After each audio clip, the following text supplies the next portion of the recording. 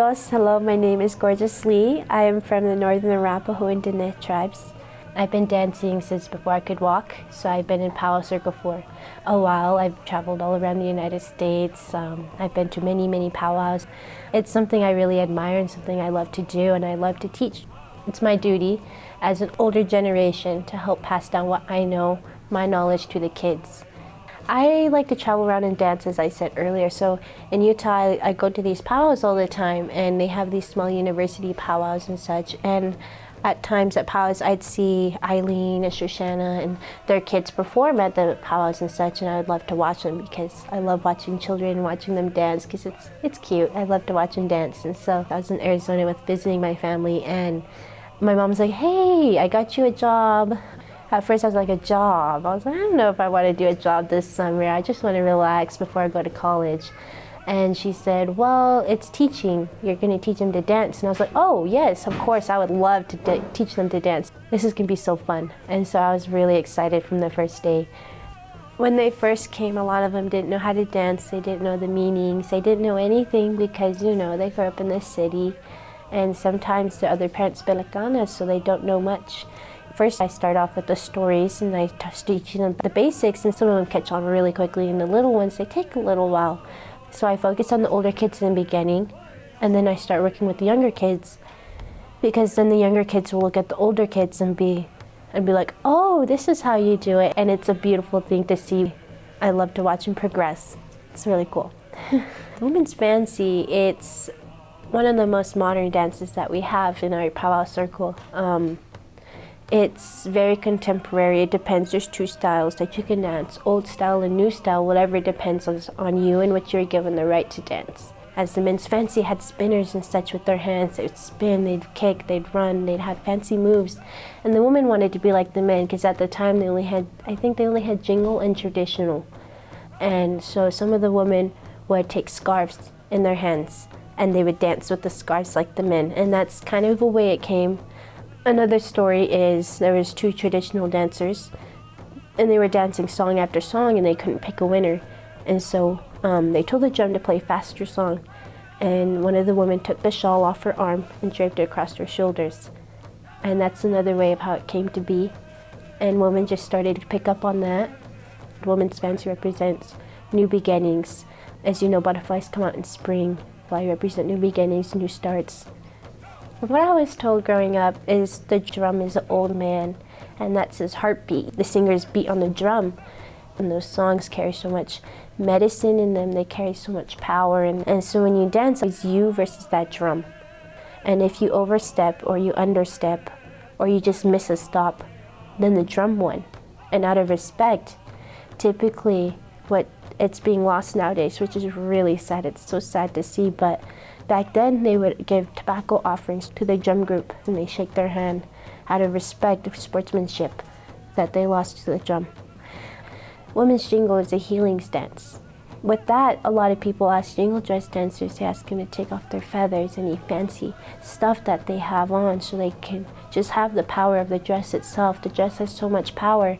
Traditionally, the dresses are supposed to have 365 cones, which represent 365 days in a year. And when those cones hit each other, they make the sound of rain. And as you know, when we get rain, it cleans the air, it gives the grass water, it makes everything green, it brings things to life.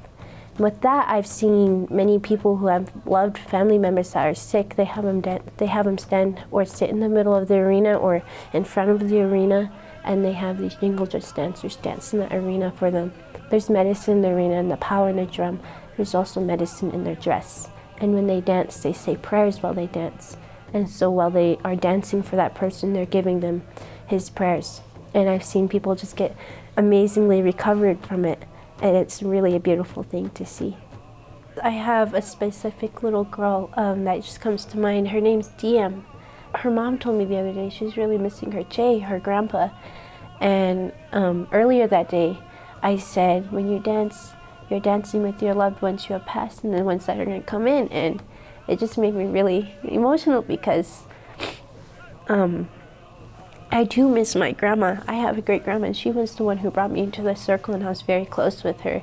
And it's it was amazing to see that that clicked in her mind, to know that when she dances, she's dancing with him too.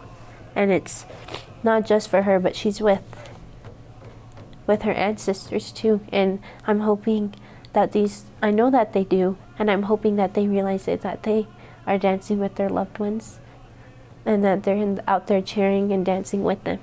So a powwow is just a gathering. As you know, it's a celebration. And with that, you also have to have respect. Let's say you're in your normal street clothes. Do you think it's normal to walk up and say, "Oh my gosh, I love your hair," if it's a total stranger? Or you say, "Oh my gosh, I love your pants," and you touch the fringe on their pants, or you just touch the material. It's the same with the outfits that we wear. It's our regalia. It's part of us, as our outfits are usually represent our family, our colors, our personal values. And they also have a lot of medicine. A lot of people have feathers hanging off. They have animal skins and furs. And as those once had life too, you just want to respect all living things. And it's the same with your outfits and going to powwows. And as you would think with normal celebrations, or if let's say you were going to a basketball game, they play national anthem. The national anthem is the same thing as our flag song. It's just different language, different ways we interpret. Everything is intertwined with everything we do. What comes around comes back around. And with that, I really like how they do that here. Everything plays a part with each other.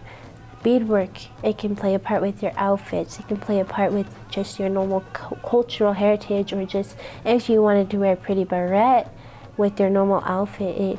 It just goes with anything and everything. And they also teach them their heritage, like they teach them about wigwams, teepees, tribes, other tribes and everything.